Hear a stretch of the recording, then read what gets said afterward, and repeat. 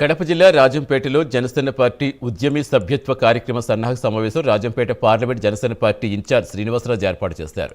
రాజంపేటలో Janasena party ఆఫీసులో ఈ నెల 26వ తేదీన ఉద్యమీ సభ్యత్వ నమోదు కార్యక్రమం జరగనుందని తెలిపారు.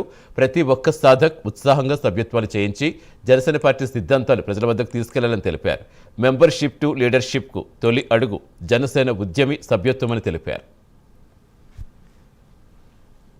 పార్టీ యొక్క అధ్యక్షుడు పవన్ కళ్యాణ్ గారు ఇచ్చిన సూచనల మేరకు ఈ కార్యక్రమాన్ని ఎలా ముందుకు తీసుకెళ్ళాలి, మనం రాజంపేట నియోజకవర్గాన్ని రాష్ట్రంలోనే ఒక మెంబర్షిప్లో మంచి స్థాయిలో నిలబెట్టాలనే ఉద్దేశంతో ఈ కార్యక్రమాన్ని నిర్వహించాము.